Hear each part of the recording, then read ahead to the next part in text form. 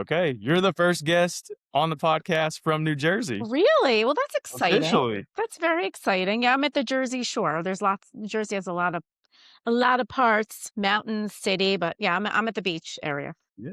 So Cool. that's I've been to New Jersey. I haven't been to the beach though, which okay. I wish that was the area I got to go to, Yeah. but I haven't made it there yet, maybe one day. Yes, super chill. You would love it. Yeah. No, well, Christina, super excited to talk with you today and talk about your books as it's something I'm very interested in. I love the scary paranormal. I get into all of that myself. And so I'm very interested to talk to someone else that also is and who even goes a little bit deeper and actually writes and creates stories around it. So, Christina, it is a pleasure to have you on the podcast. Thank you so much for doing this today. Well, thank you for having me. I'm excited to be here. Yeah. Well, just to kick it off, I know you've got more than one book, but I got introduced to you from your latest book, Winter Road, which is the one I've got on the website. By the time this episode comes out, I'm going to have your other work on the website too, as I actually didn't realize how many other books you had out, but Among Us, Shadows, you've got a lot. But I would like to kick things off and just kind of hearing your story on why and how you got interested in just writing this type of work. I don't want to say genre because it's, that can go a lot of different things, but paranormal, scary. What got you interested in that subject? Yeah, that's a great question because when people meet me, they're like, "Oh my gosh, you're so, positive and kind and like, why are you writing these crazy things?" When It's I like, when you first jumped on, I was thinking the same thing. I was like, I don't believe Christina writes this stuff. My Five Happy Choices book is probably more in line with who I am. But no, this is true. I mean, everybody has multiple sides to them, right? Like nobody is one sided, just like our characters are three dimensional. We're sometimes, four or five dimensional as humans. But certainly, from a young age, I've always been interested in writing. I've always written stories. Actually, as young as fifth grade, I wrote a kind of scary short story that I won a little award for in elementary school. But it's interesting to think about like where all that came from. And I think I've always kind of been an introverted, analytical type person who thought deeply about things.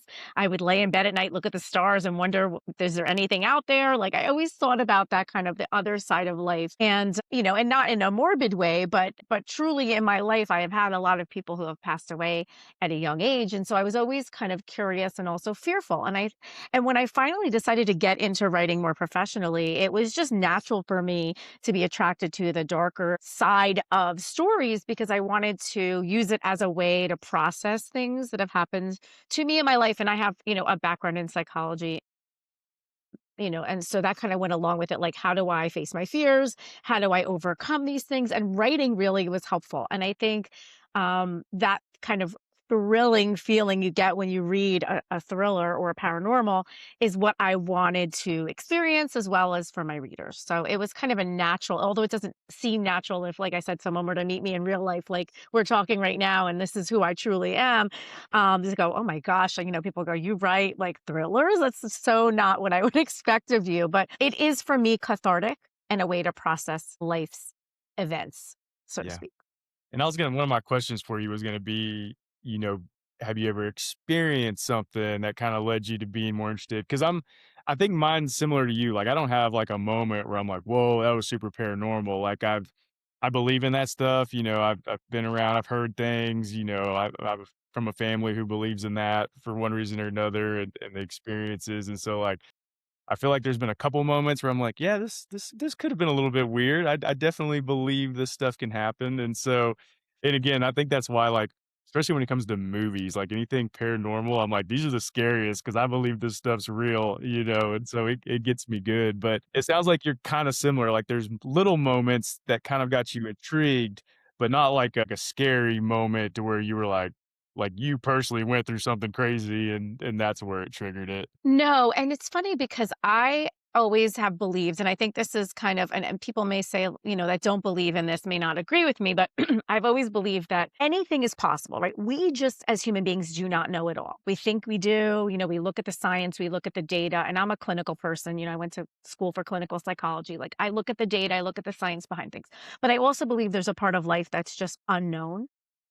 It's okay, and I don't need to know everything, and I never will, and I think there's just some things that humans aren't meant to know. It's the unexplainable, right? The mysterious, and that's kind of where I was always attracted was, like, the mysterious, the unexplainable, the what ifs, and I like to keep an open mind to that, and not as much to scare myself, but just to know, like, "Hey, I am limited by my human brain and its capacity, and there are just some things that I'm never gonna understand, and I'm okay with that." And so I have that open mind about, like, anything's possible, and I am open to that, and some things do scare me, I wrote an entire book, Among Us, about, paranormal, sci-fi, and so that is terrifying to me, and then, there's other things that are terrifying, but I think it's really about embracing the unknown to me has just been a very kind of cathartic thing to say because we just never know day to day how our lives are gonna go anyway, and I think fear is something that can limit you, and I think if you're willing to kind of have this perspective about, "Hey, I don't have control over everything even though I am a control freak." Like, I don't have a control over everything, I can't know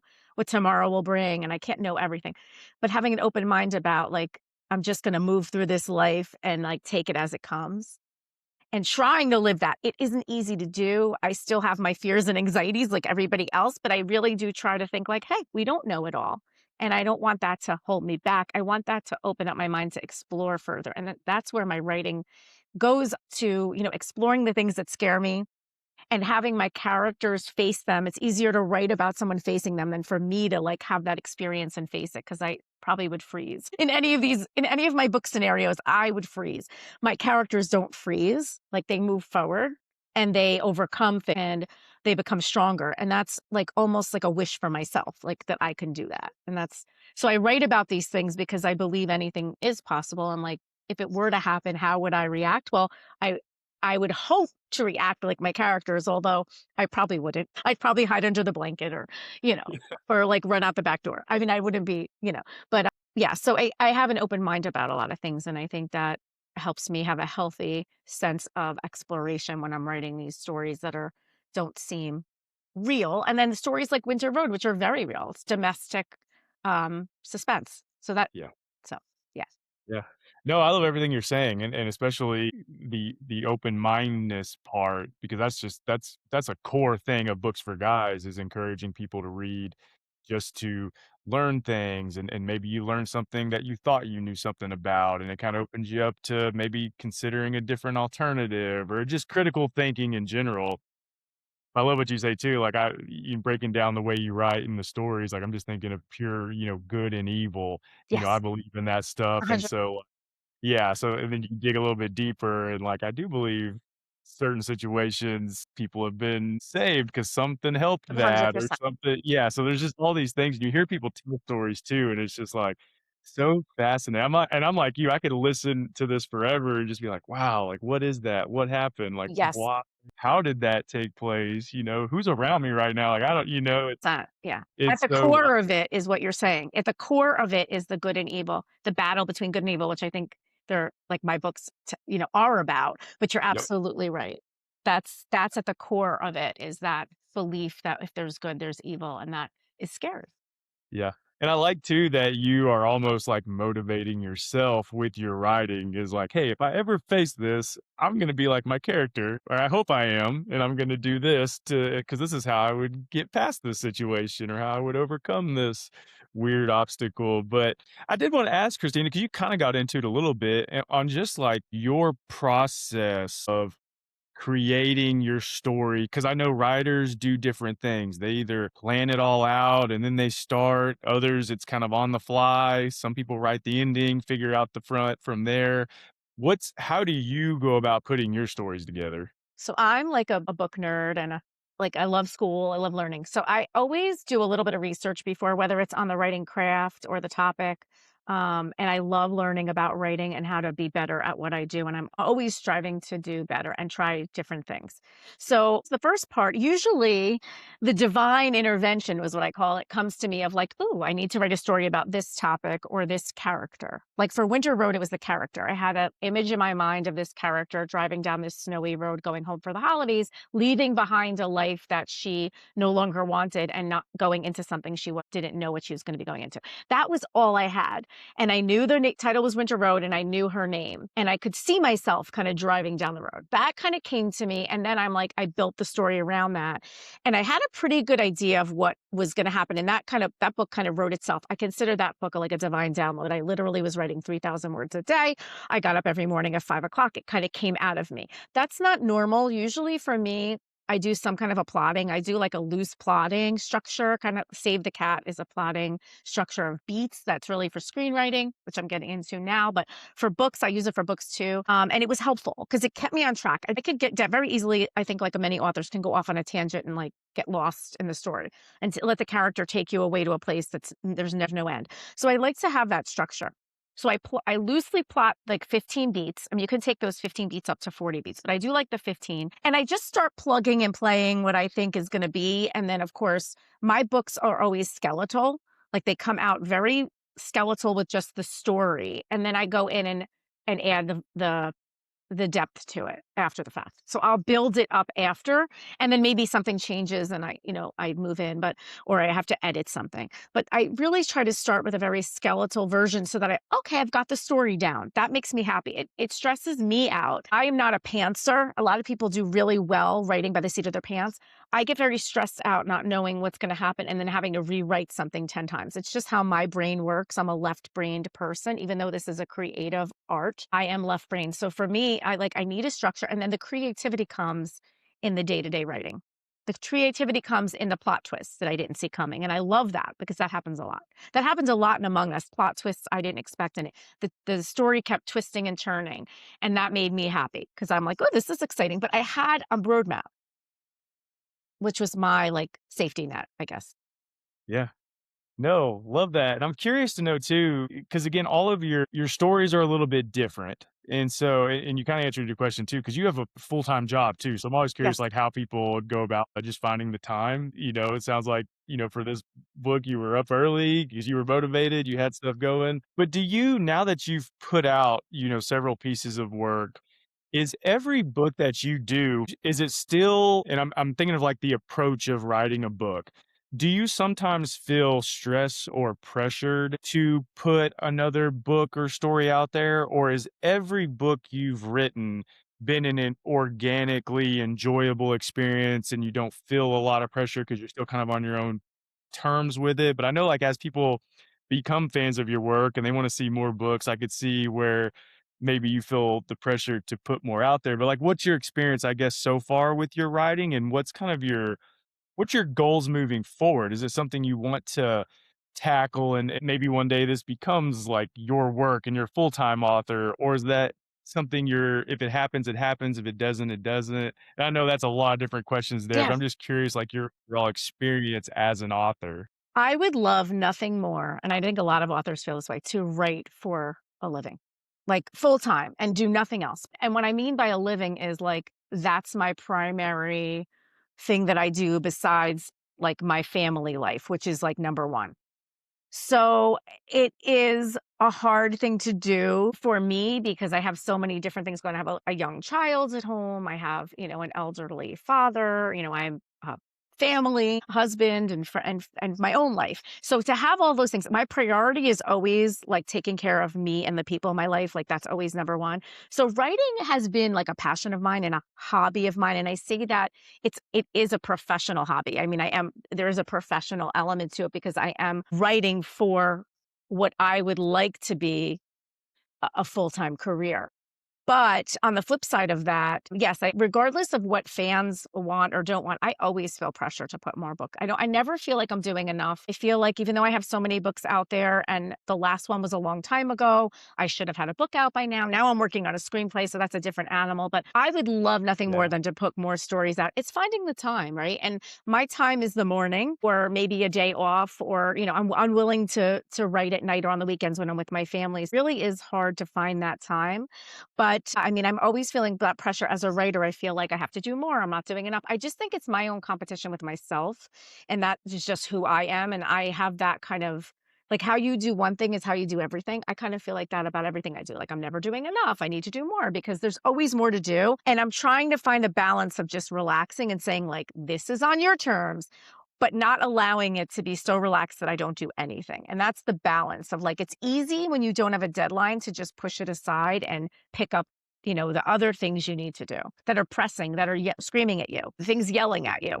Writing isn't yelling at me. Writing is something that's yelling at me in my mind, like in my heart, but it's not like, it's fine. If I don't put a book out for 3 years, it's not going to change anyone's life, but it will make me happier and it will make me feel good. And I think I have to remember that, and I did write this book about happy choices and doing happy, focusing on your psychological well-being. It's important for me to remember, like, part of my psychological well-being is writing. It's important. And so I try to do a little bit when I can. I don't do it as often as I should, and I always do feel guilty about that because that's who I am. But it is the flip side of not having it as a full-time career is it is kind of nice that I don't feel the pressure to produce from someone else. It's from me. So there's that piece too. Yeah. Well, and it sounds like it truly is your outlet of enjoyment for you that you love to do, and you wanna do more of it. We always wanna do more of what we love to do, but it's cool that you have that approach and that kind of outlook over it all. But you mentioned writing you said a screenplay? Yeah, so right now I'm writing a spec script, which I'm taking Winter Road and turning it into a spec script so that it can be reviewed and optioned for feature film. Yeah, currently. Cool. And I have How some contacts I'm working with. It's a completely different process. Yeah. I don't know what you were gonna ask, but that's just it's No, I like was gonna ask just I've asked this question a lot to authors, especially fiction authors, and most say like, "Hey, it'd be such a dream come true to turn this into a movie or a show or something, to put the story on the screen." But what is the process and what's the differences and I guess challenges of writing the screenplay and script versus the story? And I guess why did you accept that challenge or kind of steer in trying to do that? so I always am up for a challenge. I get bored easily. This was the next I always wanted to do something like this. Yes, and this is gonna sound crazy because I know a lot of authors do say, like, "I would love to see my book on film," and that is part of it. That would be very cool, of course. But for me, it was more about the challenge of learning and the craft of screenwriting and learning how to do it and how to even if, like, this book, which is a possibility of going somewhere, didn't go anywhere with it, right? But if I c like and I have written the script, by the way, I'm editing it now, but having that process done and learning how to turn a book into a screenplay, my next challenge will be writing an original screenplay, right? But this is like I'm taking my books and I'm practicing with them, turning them into screenplays and seeing and then submitting them. Because, hey, you never know, right? If you don't do it, Yeah. it's never going to happen. But it's exciting and fun. It's a challenge. Also, I told you before I wrote skeletal. That's how I write my stories, very skeletal. And that's how my brain works. And I'm a left brained person. So I think in terms of like action and dialogue is easy for me. I like that. A screenplay is all action and dialogue. There's like very little narrative at all. It's action and dialogue. That's it. And it's short. So you have to chop, chop, chop, delete, delete, delete. And I'm good at that. I like to get things down to the point. So taking like a 400-page book and getting it down to 100 pages, that feels nice to me. Like I'm editing. It's hard. It's hard to do because as a writer, you have these great scenes and this wonderful exposition but that's not what a screenplay is. And it's the creative part becomes like if you read a screenplay, if you go to like any website, there's free screenplays all over. You can look up your favorite movie and get the screenplay. It's like you start reading it and go, that's it. Like it kind of looks so plain and like this looks easy. Well, it's so not easy because Yeah. even though the words they've put down aren't flowery or beautiful or like that, they're very important. And every word, I know every word in a book is important too. I don't mean to say that because I write books, but every word means something. And it's taking, a page of exposition and turning it into one paragraph. And by a paragraph, I mean 3 or 4 sentences and picking the right words. It's hard. It's hard. And it's hard to delete the stuff you've written if this is like your adaptation. Thinking in terms of seeing it. I've always written with a little post-it and this is a James Patterson kind of key like point that he puts out there and a way to write. But I've always be in the moment, be there, he says. But also, can you film it? Can you film it? And so whenever I write a book, I always have that post-it. Can you film it? And not every scene is going to be filmable, but in a script, you have to be able to film everything. It's very hard to do. And so that was my challenge. I'm still working on it. I am going in the edit through the editing process before I pass it on for like professional screenplay edits. And then of course submission after that. It's a process, but I'm excited. It's fun. I like it. I actually think I like it better. Maybe it's because it's new than writing a book at this point, because it's just exciting and fun to do something different. And I'm learning something and I love learning. Yeah, Yeah. completely different. It's a different language. It's a different process, and I think it would maybe be easier for someone who's never written anything before to start writing a script than for someone Mm, who's trained to write. I'm trained to write short story of all, to try to write a script. It's hard because your brain is already programmed one way and you have to reprogram it.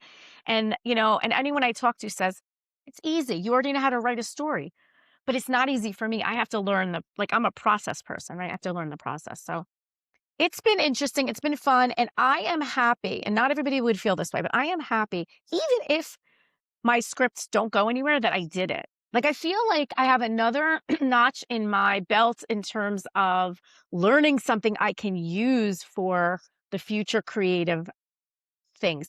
And you never know. That one script could become something, and then you can write more and more and more. And that's kind of fun and exciting to me. Like, that's an exciting opportunity that is never going to happen unless you sit down and do it yourself. Like, no one's handing you that lottery ticket, right? I call it the no. book lotto or the story lotto. Like, you never know. One story, one book out in the world could change and blow up and become the thing that makes you do the thing you want to do Yep. for the rest of your life. Yep. So you have to do it. You got to put your books and stories out there. You never know who's reading it. Someone could pick it up, like a celebrity or somebody who's a producer and say, I love this story on Amazon. This needs to be something. That's happened to many people. Is it common? No, but it's possible. And I think in this world, we have to think about what's possible, not what's common. You know, Yep. it's possible. You got to do it. 100% agree. You gotta put it out there and then Mhm. see what happens. Do you with taking on the challenge, is this something you're learning on your own and kind of self-researching on how to do it, and you're just kind of, again, putting in the work to see where it leads? Or do you take classes? Do you talk with other people? Do you have someone that helps coach you and guide you? Just how's your learning process been? Is it more solo, or do you have some different tools that you've used and leaned on different people to help with guiding you on this new challenge for you? I've never done anything alone. I can honestly say that. I cannot give myself credit for anything because there's always someone that's helping me. I have questions. I don't know what I'm doing. And I tend to be a really easy person to teach because I want to know, what am I doing wrong? That's great that I did that good. Let's note that. But what am I doing wrong? What can I do better? And so I lean on everyone and everything. I take classes. I have like a writing group that I'm a part of, that I like take their like online classes and read different things. I talk to friends who are writing about, and not just the script part, the story part. That's important. Is my story good enough to go from book to screen? Because you have to change the story a lot of times, and I had to change this story. I had to add scenes that weren't there and change because it's different when you're looking it on the screen versus just a book. So yes, and I have people, mentors, several in the film industry that I have worked with. One of them is a family member, one is through an organization, and I ask for help, I ask for guidance, I ask for advice. I'm doing the work, but I ask, like, I want feedback. I don't know what I'm doing. It's kind of like you're taking on a new job that you've never done before and you're expected to be an expert tomorrow. It's not going to happen. You need to be trained.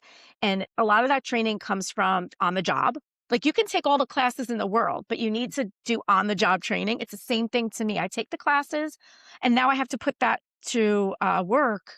In reality, it looks different than what I learned, and you got to use your own brain. And we don't have to go. This would be another conversation altogether in terms of AI, but the AI world is changing a lot for writers, and so it is really hard to compete. And I think that the industry out there is smart enough to know when something isn't written by a person. But I think it's really important to use our own brains and to think for ourselves. And these stories are from our minds and our hearts and our life experiences sometimes that AI can't replicate.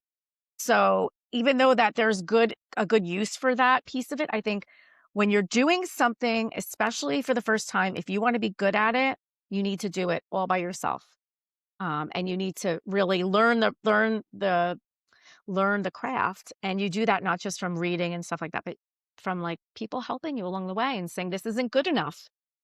Or this, this doesn't marry that, or that's not how we do it in a screenplay. That's how you do it in a novel. And so I definitely think having a community of supporters in the writing community is helpful. And then I go back to basics, right? Like my Save the Cat, which I've used for writing novels. I use that for the screenplay too. And I'm checking my beats in the screenplay to Save the Cat.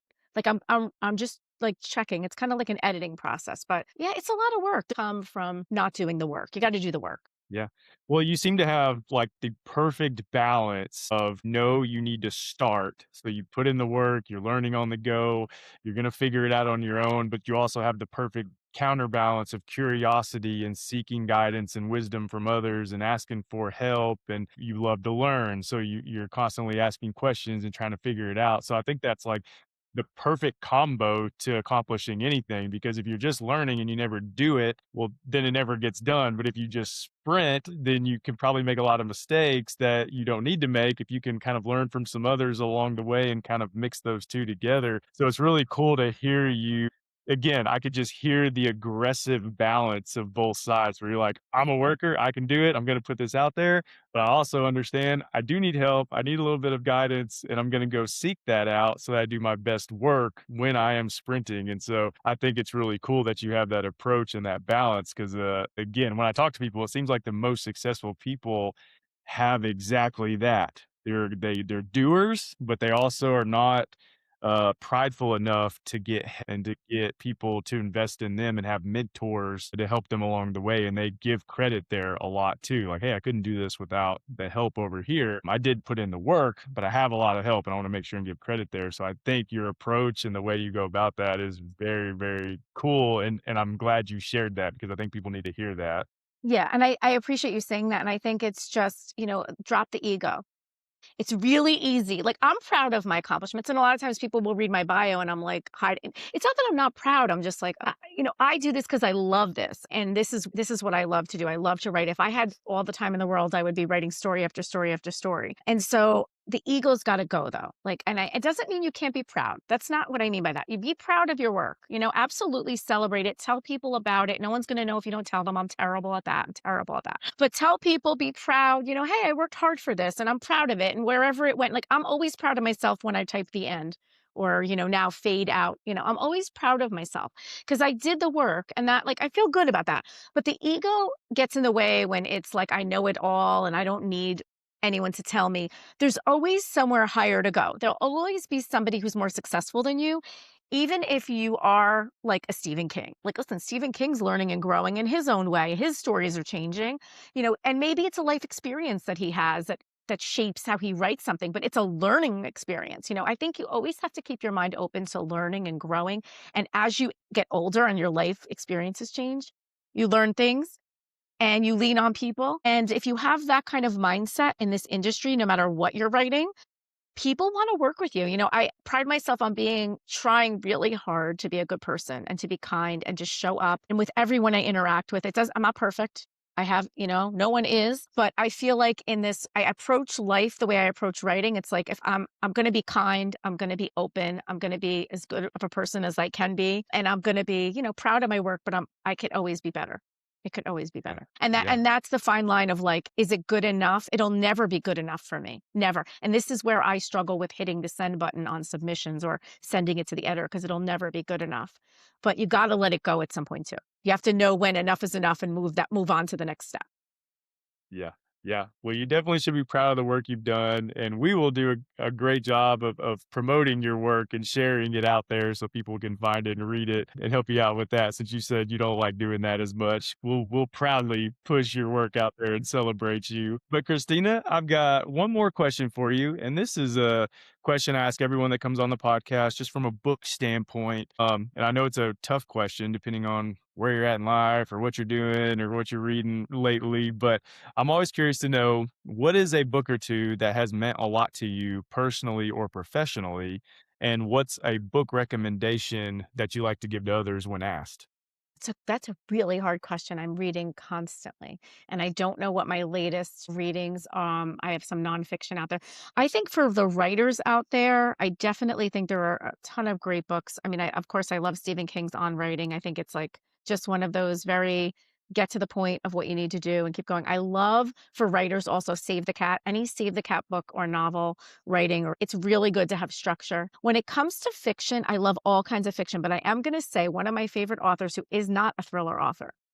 Her name is Jodi Picoult, Picoult. She writes stories that have they border on morality, but they also border on like a very objective. She always writes stories, difficult stories to write with two perspectives. And it makes you think of any controversial issue that you could think of in this world, right? She's got a book about it.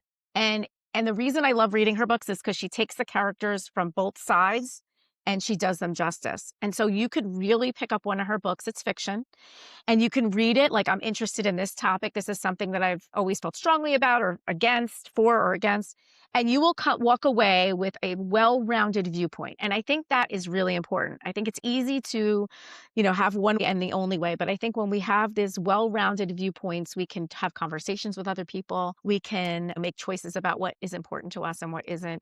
And it's also entertaining. But I love the idea of having compassion and empathy for others that maybe you don't agree with and understanding their viewpoints. And she does a really great job of that. So I always recommend her books because she's like one of my favorite authors for that reason. I don't know that I could do that justice, but I certainly feel like she does. So I Yeah. recommend her books. Cool. I'll have to add her to some of my want to read list on my Goodreads because that's definitely I like books like that too that kind of make you think of see both sides, challenging situations. I'm a big fan of that, and so. But Christina, no, thank you again. This has been such a pleasure talking with you. And now that we've met, I can't wait to see all. Obviously, we're gonna spotlight all the work you've done, but now that we've talked about all of the things you want to do, we'll just put it out there and speak it into existence. We can't wait to see your stuff on the big screen. We can't see the books being successful. We can't wait to see everything that you're going to accomplish. And so we're happy to have you a part of our journey and we will certainly be excited to be a part of yours. And so I really appreciate this, Christina. This was awesome. Thank you so much, Chris. It's been a pleasure. You have such a easygoing way about you, so easy to talk to, and your podcast is awesome. So I'll be listening on and on. And thank you so much for everything. Absolutely. Thanks, Christina. Thank you.